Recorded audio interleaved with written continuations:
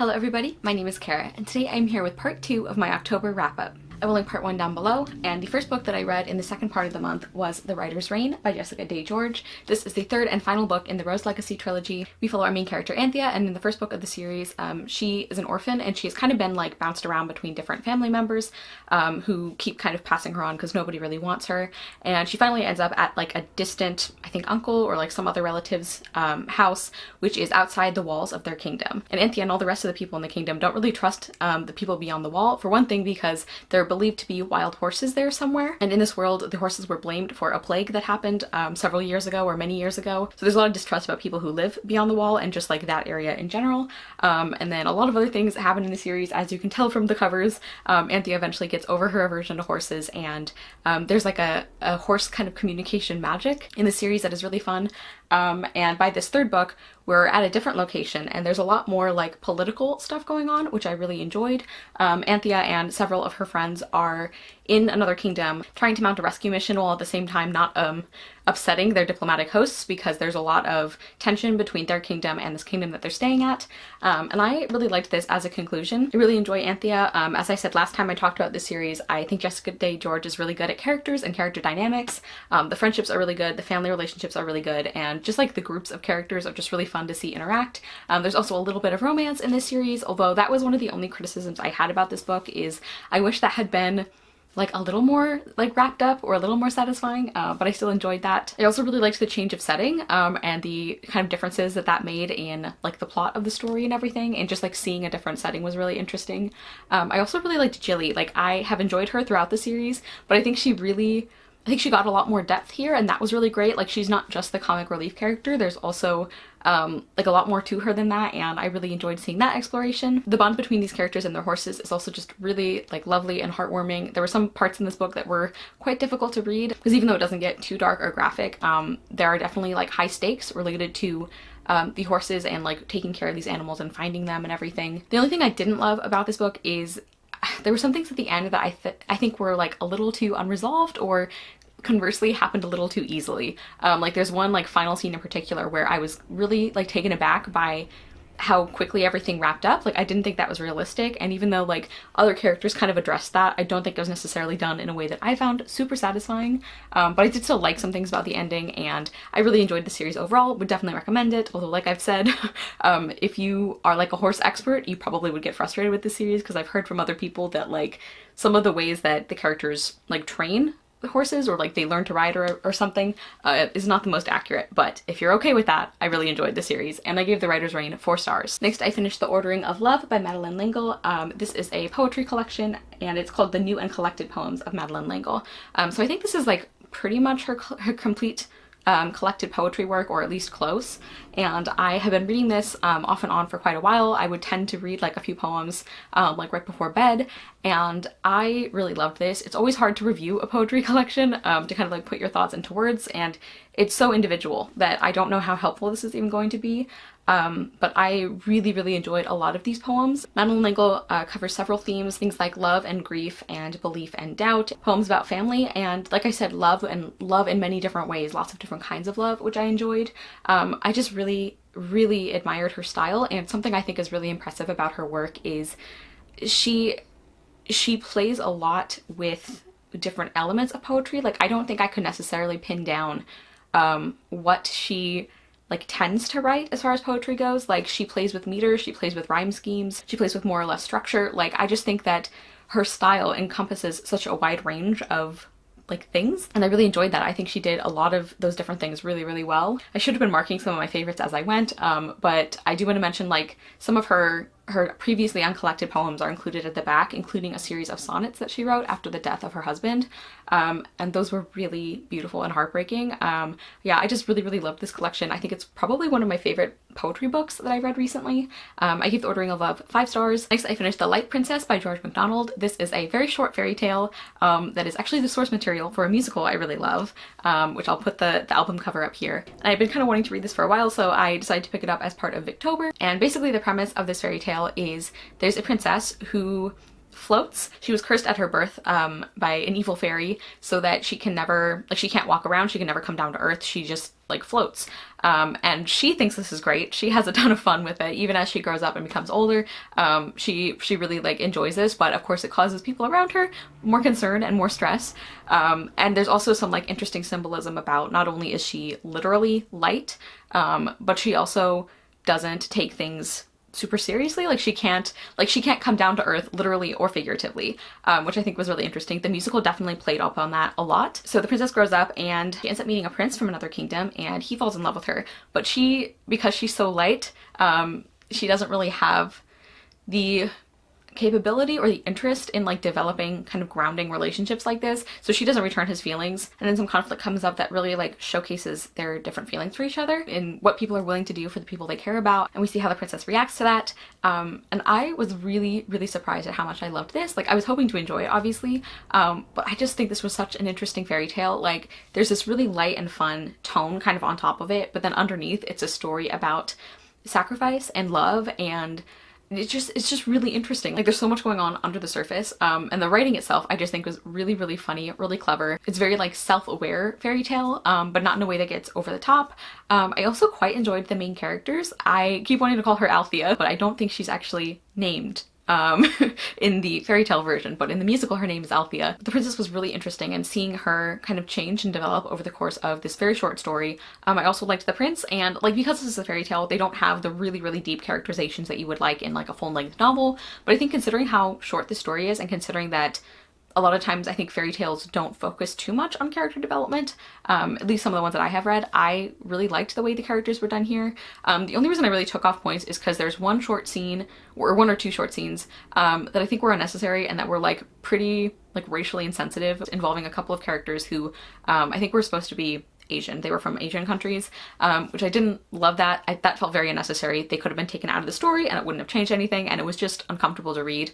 But other than that, I do think this is a really good fairy tale and worth reading. I kind of want to do like a comparison video where I talk about the musical versus the fairy tale, because I really enjoy both and I think they do different things really well, while also overlapping a little bit. So I would definitely recommend this fairy tale if it sounds like something you're interested in, and I gave The Light Princess 4.5 stars. Sorry, I don't know why I feel like I was talking at super speed for some reason for that review.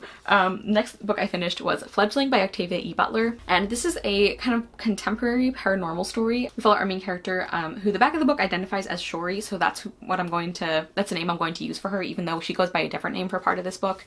And she is actually a vampire, or a creature who essentially is a vampire, although there are some differences between the traditional vampire mythos. And at the beginning of this book, she wakes up in a ruined shack, in this like kind of wiped out community. There's nobody alive. There's just like destroyed houses everywhere, and Shori has no memory. She has complete amnesia. She doesn't know who she is, why she's there, like just what happened, anything.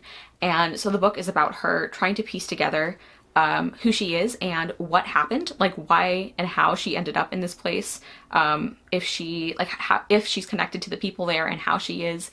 And she kind of starts figuring out that she and other characters may have been targeted because of what she represents in vampire society. And along the way she kind of collects like some human companions who kind of help her figure this out, and they also serve as voluntary like blood donors for her. And then the second half of this book is more of a courtroom drama, because as they're like going through and trying to figure out this mystery, Shori and her companions end up like realizing who they think did it, and so they're like trying to bring them to justice, and that's why like the second half is very much like a courtroom drama kind of thing, which I really found very interesting.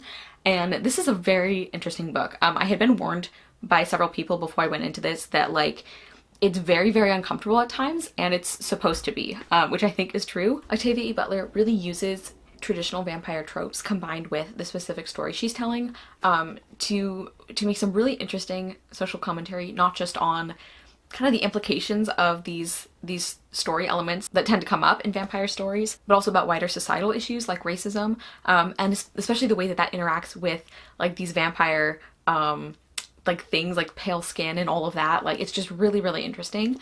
And specifically the part that I had been warned about is there is some like essentially pedophilia in this book, but it's in an unusual context because Shori is an adult. Like her consciousness and personality and everything is that of an adult, but she's in the body of like a 12-year-old girl essentially because of how vampires age. And when vampires collect their like people that they feed from, usually voluntarily, there is often a sexual component to that, and with Shori that is also the case. So you're seeing Shori, who like you're reading from her perspective, and she seems like an adult, but you also know the whole time that she looks like a young girl who's having sex with adults, and it's really uncomfortable. Again, I think that is deliberate, and I think it's very interesting in the way that that is used to comment on like vampire stories, because for one thing it made me think about a lot is we kind of just accept this like inherent age gap when we read about vampires, where it's like they may be hundreds of years old, but if they're with a character who's like 17 or 18 or even like a few years older than that, like there's nothing wrong with that. So this book definitely made me like re-examine that, which I thought was really interesting. I will say though, I don't think it was always successful for me. Like there were some parts I could not get past, even understanding why the author was making certain choices, which I'll get into in a minute, but first I'll talk about the things that I did really enjoy. I thought the vampire lore of this book was really interesting and very creative. Again, it drew on some kind of traditional ideas while also being very much its own thing.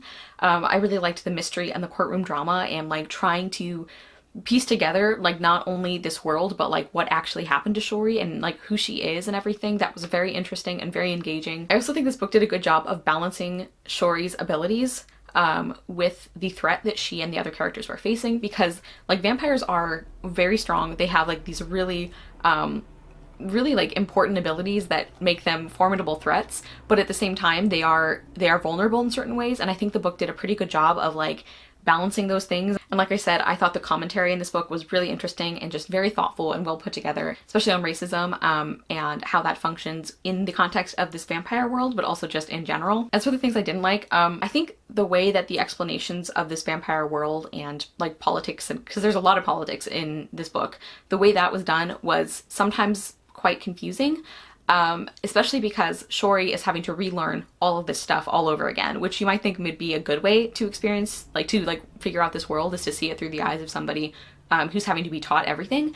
But it actually wasn't all the time, because like Shori would kind of put pieces together about what she thinks is going on, and then she would get more information from somebody else, and then we would be like, okay, so this is actually different, and then she would get a more complete explanation from somebody later. And so sometimes it was very confusing trying to figure out like not only how things actually work, but like I don't know if I could explain this, but like sometimes it was really confusing to me how much of this like vampire world operated in a certain way because of particular families versus this is just how their world works, if that makes sense. There were several places that I found that very confusing, and I still, by the end of the book, I still wasn't quite sure on some of it. So I think some of the explanations could have been a little clearer. And then another big problem, which I alluded to earlier, is the way that the sexual aspects of this book were done.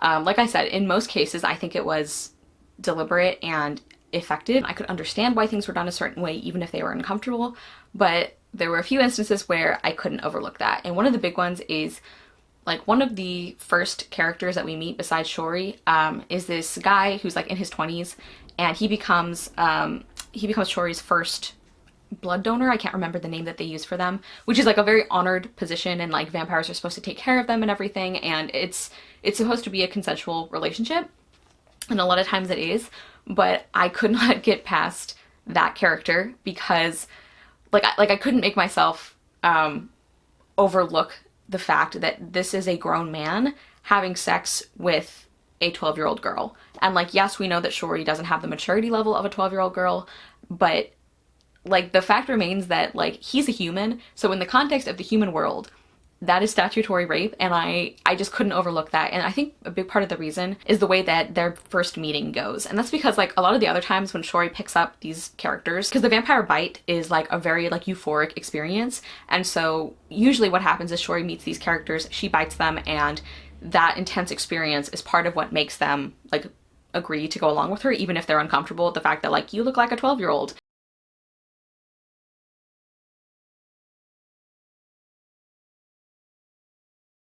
Whereas with this other character, that didn't really happen. I feel like the way that scene went, he was like already willing to see this young girl to what he thought was a young girl in a sexual way, and like that made it feel different to me. And that was kind of a problem because he was a really important character in this book, and you're supposed to really care about Shori's like companions, her blood donors, and I didn't care about him. Like if he had died, I would not have cared because I just could not look past him as a rapist. And I don't know how much of that is like a failure of the book versus like just the way that I see that particular character, but I do think that the way that that first scene between them is handled, it was demonstrably different than the other ones, and that did affect the way I viewed him. So yeah, I feel like I've been talking about this book forever, but basically I thought it was really well done. I gave Fledgling 4 stars. I had a couple of issues with it, but overall just like a really interesting take on a vampire story that I think works on a lot of different levels. Whether that is different things it's commenting on or how it functions as a vampire story, which is like, it's a really interesting vampire story, and also, like I mentioned, the mystery and courtroom drama aspects. Next, I finished our Past Classics book for this month, and that was Jane Eyre by Charlotte Bronte. I actually was the host for this live show. I will link that down below. Taylor and Julia and I had a really interesting discussion about this book, and this is a classic novel that I feel like a lot of people know the basic summary for, but basically our main character is Jane Eyre. She has a pretty horrible life. Then when she's older, she ends up becoming a governess, she goes and stays and is like taking care of this little girl and instructing her, and her employer is this man named Mr. Rochester, and they end up developing a romantic relationship, but like some secrets come out and other things happen from there. I'm sorry, I don't know how to summarize this book because it's like so famous, and also like some of the famous aspects are actually spoilers. Yeah, so I tried, you guys. I was like 12 years old, I think, when I first tried to read this, and then I DNF'd it partway through because I could not. Like, I wasn't enjoying it, and I also hated Mr. Rochester, so I like wasn't willing to continue the book. I did finish the book this time, but basically I stand by 12-year-old Kara's assessment because I hated this. I am so sorry. I know a lot of people love this novel. I could not stand it. The only things that I enjoyed about this book that I think were well done are Jane as a main character. I loved her. She was so interesting. She was this really intriguing blend of practical and a little bit of a romantic as well. And I just really admired her determination and her strength and her ability to stick to her principles even when it was really difficult for her. So I thought Jane was a great character. Would have loved to see her in a different book. And I also think some of the thematic elements of this book, like inner versus outer beauty and goodness, like doing goodness out of compassion versus out of, I don't know, almost in like a kind of cold and detached way because you have to. And there were some other themes as well that I think were very interesting. Like, I think that this book is kind of mixed as far as class and commentary on class. So that was really interesting to examine like the different ways that played out in this book. But as for things that I didn't like, there was a lot. I actually did a whole ranty, rambly Goodreads review on this book, which I will link down below if you are interested. But I really didn't like this. I never care about pacing. Like, I've said this before, but I very, very rarely complain about the way a book is paced because it's just not important to me. What I care about is being engaged in the story, whether or not it's slow or fast.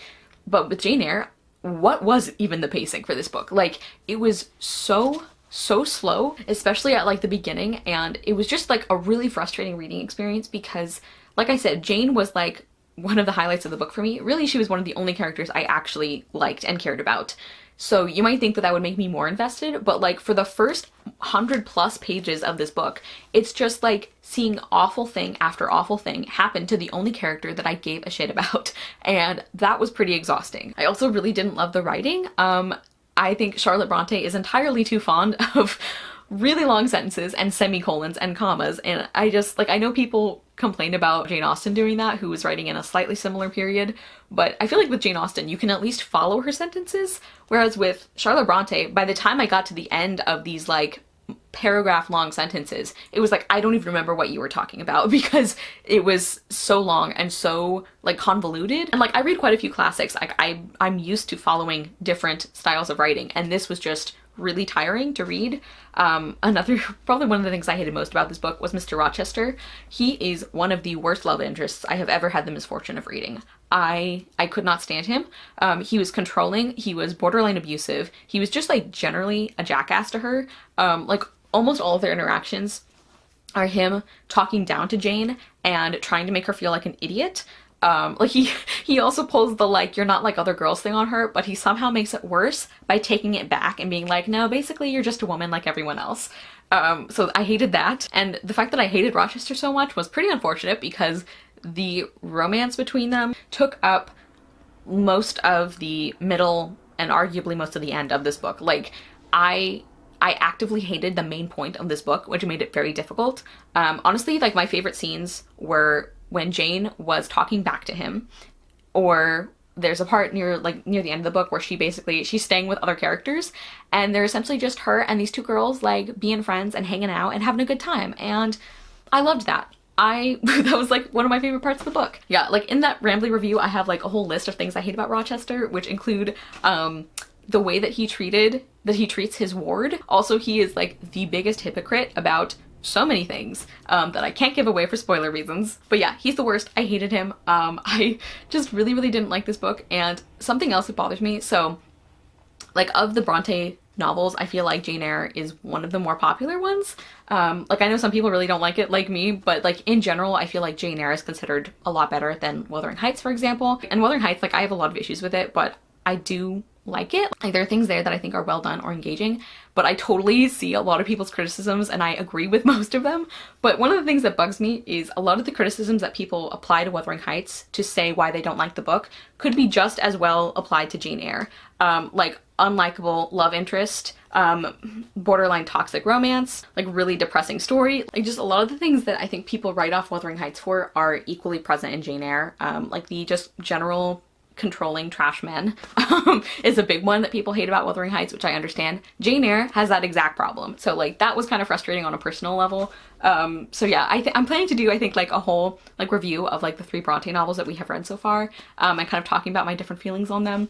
But yeah, I hated this. I gave Jane Eyre 2 stars. The only reason that it didn't get 1 is because of Jane herself, and again, some of the more, like, thematic elements I thought were really interesting. But like personal enjoyment wise, this is a 1-star book in my heart. Next, I finished Cleopatra Alive by Stacey Schiff, and this was a buddy read with my friend Kier from Kier the Scrivener.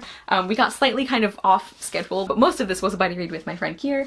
And this is a nonfiction book about Cleopatra, like about her life, and I really, really loved this. I have mentioned before that I really love learning about Cleopatra as a historical figure. I think she's so interesting, and it makes me really upset the way that, like, throughout history she's kind of been written off as like a harlot and as somebody whose like only power was through her body, and how she like ruined like the Roman Empire because of like her love affairs essentially, and all these other things that were mainly written by other Romans who hated her and who had lots of reasons for wanting to make her appear incompetent and just like malicious and everything. So yeah, I really love Cleopatra and I loved this book. I think the way that Stacey Schiff humanized her, like talked about her as a person from the little that we know about her, but also about her political accomplishments and the fact that she was a brilliant ruler. Like, she was really, really good at what she did, and to write her off as like the other woman for Antony and for Caesar is a mistake and misogynistic. I just really love the way that Stacey Schiff centered things about Cleopatra besides her love life. Because I think from a lot of other things that I've read about Cleopatra before, even the well-intentioned ones that are like, she's more than her romantic entanglements, even those ones a lot of times end up kind of focusing on her romantic entanglements because that's like one of the most famous things about her.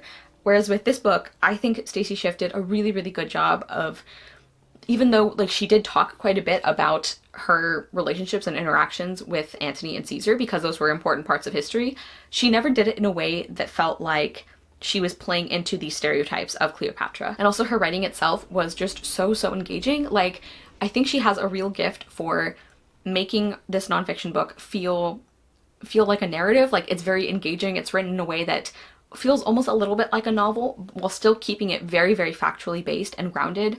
And something else she does, which I always say I love in nonfiction, is she is really, really clear about when she is using facts and when she is using kind of like conclusions that we've had to draw. Because when you're talking about ancient history, sometimes you don't get a lot of first-hand sources, or the ones that you do are incomplete, or like there's other reasons why you might not have all of the information that you would like to in order to make a definitive point. And Stacey Schiff was really great about talking about when those things happened, like when she was doing that, about saying like, here are the possibilities for why this happened. I think that this is the one that happened because of these reasons, but it's also possible that something else was going on.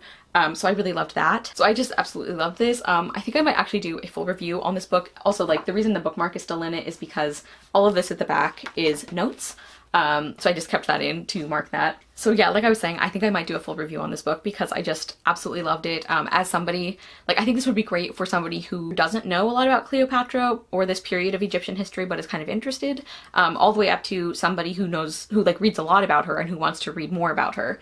I just think this was such an impressive book. I think you can really tell that Stacy Schiff respects her and respects what she did, but I don't think that I don't think that colored her research or anything. Like, I think she did a really good job of keeping her personal interest separate from the sources that she was using. I'm sorry, I'm like all over the place with this review, but like, I also really loved seeing the information that we have on Cleopatra's early life, or like the assumptions we can make about like what she would have learned with her tutors and everything, and the actual political decisions that she made. Like, she was the first Ptolemaic ruler to actually learn the language of her people, like to actually learn Egyptian, which was a big deal because the Ptolemies were actually a Greek dynasty.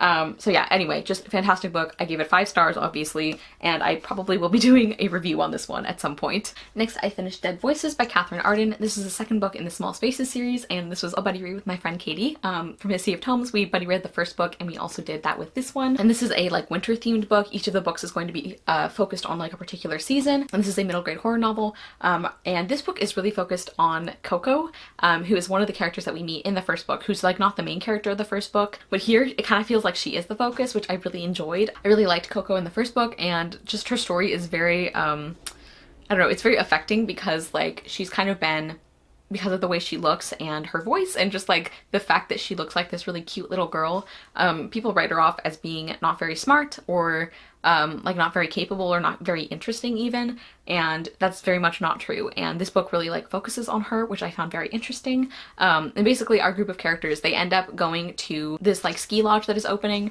and they get snowed in, and there's like power outages and like they get trapped here. And of course this new ski lodge, it used to be like a children's school that had a history of doing some really awful things to the kids there, and of course there might be some possible ghosts here. And it's about the main characters Ollie, Coco, and Brian having to team up once again to figure out what the supernatural threat is and try and keep everyone safe. And I really liked this. Most reviewers seem to say that they didn't enjoy this one quite as much as book 1, which I would agree with. I don't think I loved it quite as much, but I did still really like it. Like I said, I liked Coco as a main character. I thought the creepy atmosphere was still done very well, and I really loved that we are continuing to see this friendship between Coco and Ollie and Brian, and the way that that has been strengthened through what they went through in book 1, and just like getting to see them like trust each other and support each other and just like be there for each other as friends was really enjoyable. So I did really like this one, even if I didn't love it quite as much as the first book, Small Spaces, but I gave Dead Voices 4.5 stars. Next, I finished my first Agatha Christie novel, which was The Murder of Roger Ackroyd. I'm not going to actually spoil the end of this book while I talk about it, but if you're really good at figuring out plot developments just from vague descriptions, like I'm really good at that, you might want to skip this part or even like skip the review in general. So I will put a timestamp down below. And this was a very interesting mixed experience with this book. So like, okay, short story time. A while ago I had been talking to my mom about Agatha Christie, and I had never really had any intention of reading her, and my mom mentioned that because my mom reads a lot of like murder mysteries and mystery books in general, and I was like, oh, like it's interesting that you don't read Agatha Christie. And she said that like years ago she had picked up one Agatha Christie book and she read it, and the reveal of the plot was so irritating that she never picked up another book from her. And she, like, I had no intention of reading her, so she told me what it was, and I was like, that sounds really annoying. And so fast forward, I'm like kind of interested in trying an Agatha Christie book at this point, and so I pick up this one, and I'm like halfway through, and I'm really, really enjoying it, and I'm like planning to get to other Agatha Christie books, and I was like, oh, I should look up the one that has that like plot development that I thought was so annoying when my mom told me about it, so that I don't read that one. And it did kind of occur to me, I'm like, what if I picked that one this time? Then it's going to spoil it. And I was like, no, what are the chances that the one Agatha Christie book I picked up is also the one Agatha Christie book that my mom picked up and hated? And guess what? It was that one. So that was like, I was a little annoyed at myself for spoiling myself for that. But then, like, as I read it, and after, especially after I finished it, I realized I think that was actually the best way this could have gone, because I think if I hadn't known this end was coming, I would have been like infuriated by the way things happened. I would have been really, really annoyed, and it might have also turned me off Agatha Christie, but because I knew about it, I could not only like pick up on certain things, but I also like knowing what was coming helped me kind of prepare for it rather than being like frustrated by it as like a surprise. But as for actually reviewing the book itself, I actually enjoyed quite a few things about this. I really liked the writing. I liked the kind of like small town setting. I liked some of the characters, especially the main character's sister. She was really, really interesting, and I just really liked her. I found her very clever and funny, and very capable, which people did not always give her credit for. I realize I haven't given you much of a synopsis for this one, but basically our main character is a doctor, and there's the murder of obviously Roger Ackroyd, and Hercule Poirot is like staying in this country village for a while, and so he ends up getting involved and then like trying to solve what's going on, but you're not actually following him, you're following this main doctor character. And yeah, like I actually did like this overall. Like I said, I enjoyed the writing and some of the characters. I was also very pleased with myself because there were some like little developments along the way that I either figured out or like little tiny things that became important later that I picked up on. I was like, that sounds weird, or like this seems like it's going to be important, or even just like I remember noticing them. So that made me feel good. You know, obviously like Agatha Christie is well known for her difficult to figure out plots. So yeah, it was a very interesting experience with this book. I ended up giving The Murder of Roger Ackroyd 3.5 stars. As for things I didn't like, it really, like there were just some things about the way that the plot wrapped up that I found kind of unsatisfying or annoying, even like being prepared for it. So that was kind of a bummer. But I do plan to read more Agatha Christie. I know that for a lot of people who read a ton of Agatha Christie, this is like one of their favorites. I don't anticipate it being that for me, but like it definitely was interesting. Next, I finished White Fragility by Robin DiAngelo, Why It's So Hard for White People to Talk About Racism. And this is a very short book that has been like really talked about recently, for obvious reasons, because of the murders of George Floyd and Breonna Taylor and many other Black Americans at the hands of police. And so a lot of people have been talking about this book. And I had also heard that it's best to read this one before you read White Rage by Carol Anderson, which a lot of the people were reading those two books in conjunction. So I decided to pick this one up first. And this is a very short nonfiction book about white fragility, which is essentially how white people, like, we hate talking about racism to the point that we make that a bigger problem than racism itself. And I know that some people read this and were disappointed it didn't have like a lot of historical background on racism in America, which I understand that, but I don't think this book is necessarily trying to do that. This is a book to like explain to white people from an author who is white. Like her job is like being a white person who explains to other white people, because unfortunately that's who we respond best to when we're talking about race. So this book focuses on why white people hate talking about race and racism and the privilege that that is. And also just like a really clear explanation for a lot of things related to racism in the United States that are like there's a lot of misinformation about. Like she talks about affirmative action and what people think it is versus what it actually is. She talks about things like racial code words, where like you can tell, like somebody can tell a racist story without ever actually using the word black. She talks about the way that white people need to leverage our privilege to not just not participate in racism, but to be actively anti-racist, and like the way that this idea of colorblindness, which is impossible and not true, has made racism harder to pin down. Like it hasn't eradicated racism, it's just made it sneakier, and it's made people less willing to talk about it. She also talks about the way that like this mistaken idea that like only monsters are racist, that like the only thing that racism can look like is like the KKK or things, or like outright like hate crimes and murder and violence and things like that, which for one thing, those things still happen. So it's not like seeing racism as those things has helped us eradicate those things, but also the way that we have like associated racism with only those extreme versions means that like as white people, we are so afraid of being called out on a racist action that we put all our energy into fighting back against being called racist instead of like actually working to deconstruct like racism and racist systems and our participation in them. She does also give like a few examples of like specific instances of like what racism can look like in different contexts, and even like some experiences of things that like mistakes that she has made. I think that was another thing that people wanted more from, like they wanted more examples, and again I can see that, but I don't necessarily think that this book was trying to do that and failed. So yeah, I think for what this book set out to do, I think it accomplished it really, really well, like in my opinion at least. But I do think this was a really effective book. I think especially this is a great book for like white liberals who think they're done, like basically who think that they already know about racism and that it's like impossible for them to do anything racist and things like that. So I think especially for that group of people, this book would be really helpful. But yeah, I gave White Fragility 5 stars. Next, I finished Radiance by Grace Draven. This is a fantasy romance novel, and I have actually been reading this over the course of a few months. Not because I wasn't enjoying it, but just because I would read it when I like very specifically needed this kind of pick-me-up. So in this book we follow 2 main characters, Brishan and Ildiko, and they're from different species, and Ildiko is human and Brishan is one of the Kai, I believe. Yes, he's the prince of the Kai, who are, as you can see from the cover, they don't really look humanoid. They have like a similar like body structure, but they don't look human. And the 2 of them end up getting married off in this like political marriage situation that they both agree to, essentially to promote like good relations between their 2 kingdoms. And neither of them are the actual like heirs of their kingdom or their throne. So they're kind of like just used as trading pieces to like reinforce these alliances and everything. And like I said, they both agree to this marriage, and they talk it out, and they're basically like, listen, I think you seem like a nice person. I think we could be good friends and get along well together. This is going to be really good for both our kingdoms. I'm willing if you are. And they both agree. And so they get married, and the book is about them like becoming like really good friends and allies, and that eventually developing into a romance. And I really, really enjoyed this. I really loved the romance. I really liked seeing Ildiko and Brishan get to know each other and get to care about each other. Another thing I thought was really well done in this book is the kind of like instinctive disgust that each of them has for the other. Because for example, the Kai, they have, I think, yellow eyes, and they don't have like pupils or irises or anything. So when they see human eyes, which have like an iris and a pupil, and like you can see them moving, they're like totally grossed out by it. And the way it's described kind of makes sense why they're grossed out by it.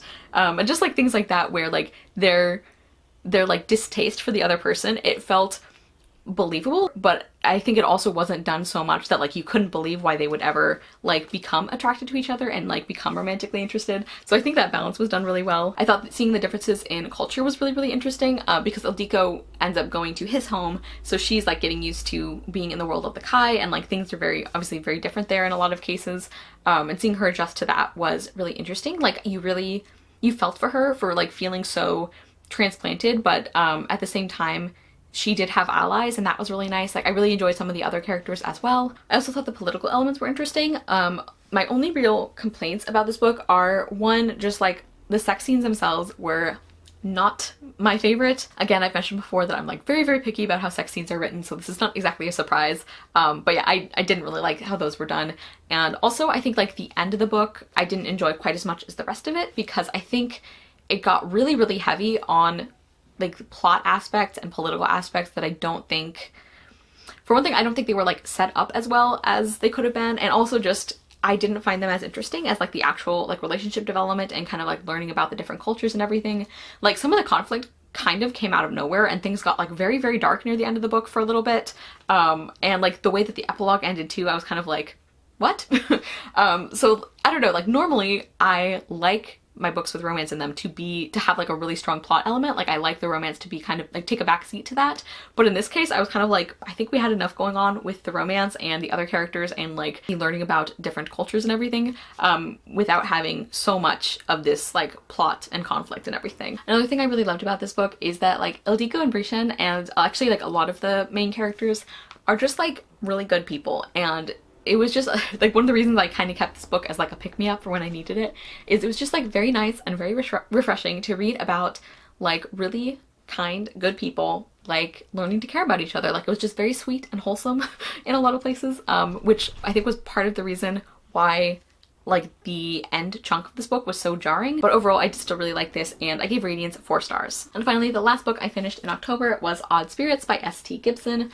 This is a very, very short, I guess it's like a novella? Yeah, it's like 80 pages. So this is a very short supernatural novella, and we follow 2 characters who are married to each other, Reese and Moira, and basically they're like some magical things are happening in their house, and while these things are happening, their marriage also seems to be like a little bit in trouble, like they're not really getting along and they need to kind of like figure out their issues. So those like two conflicts are kind of happening at the same time. And Rhys and Moira have very different personalities, and they also have very different magic styles. Like Rhys is very like methodical and kind of like scientific about it, and Moira is much more like on instinct and on what feels right, and kind of more like organic feeling magic.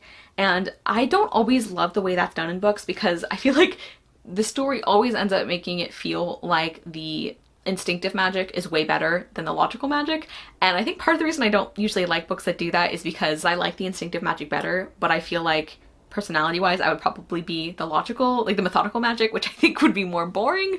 So this is probably like personal preference. But one thing I like about this novella is I don't think that happened as much. Like it did happen a little bit, but it felt much more balanced between these two styles and between these two like personality types than I think normally books do. And like just in general, I feel like this novella did things well that I normally don't like. Like I don't usually care about characters who already have an established romantic relationship. I don't find that interesting, but I was invested in Rhys and Moira's marriage. I wanted things to turn out okay for them. I also normally don't like flashbacks, but I think like the way that we get little like short flashbacks of like how they met and how their relationship developed, I actually really liked those. I think those gave like good context to their romance. And then in addition to their differences in personality and like approach to magic, they also have very different backgrounds. Rhys is white and Moira is black. It's not like a huge part of the story, like it's not like a main focus, and this is also a very short book, so it's not like a really strong thematic element, but I do think that that is like brought up in the book and like addressed somewhat. I don't think the black rep is own voices. I also liked the writing of this book. It was like kind of atmospheric and a little bit quirky,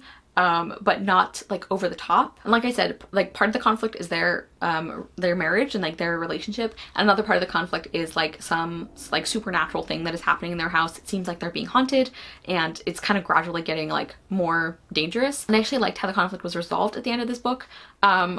One of my only gripes though was like the actual, like the final scene of this book. I found that kind of like frustrating and simplistic, and I think the things that that scene implies, I don't love that. And I'm being very vague for spoiler reasons, but like, yeah, like I enjoyed the resolution up until that last scene, and I was kind of like, really?